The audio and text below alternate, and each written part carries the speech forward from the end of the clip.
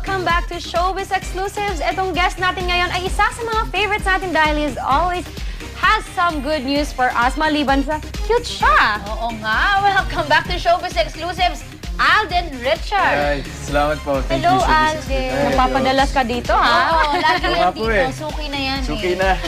Thanks kay, Direct Money. Ay! Talagang special menu si Direk ah. Alden, let's start na. Papapanood ka sa Unos episode nitong Tanikala. Ikwento mo naman sa amin tungkol saan tong episode na to. Bale, ito pong episode namin is for Holy Thursday ng Lent season special po ng GMA. Kasama ko po si Miss Ami Austria and Mr. Mike Loren. So, tatay ko po si Mr. Mike Loren and mami ko po si Ami Austria. Bale, yung role ko po dito is anak ni Miss Ami.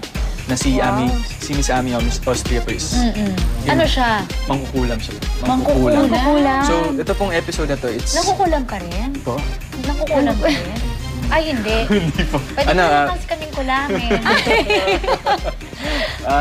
Bale, po to, parang true to life story. Kasi, talaga? Yeah, nag-research po yung team ng CBN Asia para makahanap ng mga stories such as this one para ipalabas po sa Lent season. So talagang si Ami Austria, which is Lupe, may Lupe po talaga sa totoong buhay. So, totoo to. So, involved po siya sa witchcraft and then, pero ginagawa naman po nung ni Lupe to para sa mga anak niya, para sa pamilya. Kaya lang, masyadong malaki yung nagiging kapalit buhay ng mga anak niya. So, drama to. Heavy drama. Heavy drama.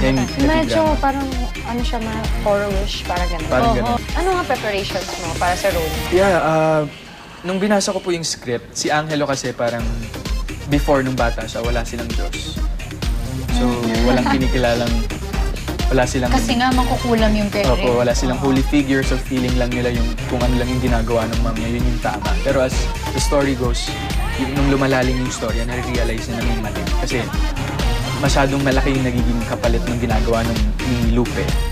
Kinukuha yung mga buhay ng anak niya until the time na siya na lang yung natira. So, ibig sabihin, Alden, to date, ito yung pinakamadramang ginawa mo, pinaka-challenging talaga. Ito po yun. Parang halos lahat po ng eksena may iyak.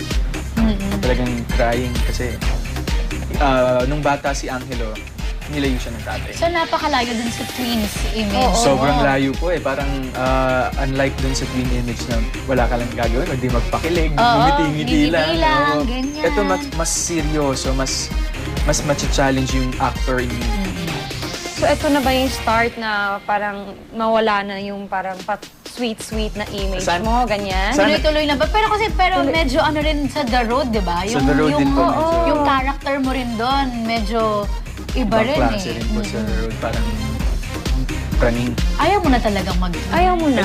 Hindi naman po sa ayaw. Punta ka Parang, na dun sa match mo. Pang idol mo kasi. kasi parang since I'm 20 years old na rin po, parang it's about time na to do something different. Parang ayoko pong, hindi naman po sa ayoko, parang yung GMA po yung nagbibigay sa akin ng magagandang projects.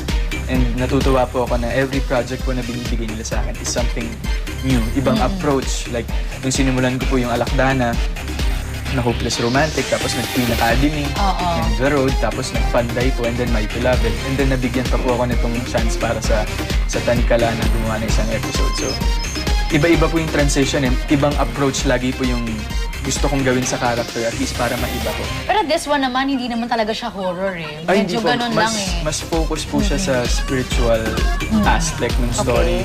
Hindi lang dun sa pagiging mangkukulam ni Lupe. Kasi yun yung isa sa mga naging, parang isa sa mga conflict sa story. Naku, Alden, please invite our viewers to watch your show. Okay po. Ayan, mga kapuso, bukas na po ang Tanikala, ang ika-4 na week to. And then yung episode po kung nasan ako is yung Unos. Siyempre kasama ko po dito si Miss Ami Austria, si Mr. Mike Loren, and directed by John Tan of CBN Asia. And yung Tanikala po is magsisimula bukas hanggang April 7 po yan. So, kung yung mga magsistay po sa bahay, wala kayong mapanood, panoorin niyo po ito. Maraming mapupulot na aral and I'm sure magiging worth it yung Holy Week niyo pag pinanood niyo po itong episodes namin.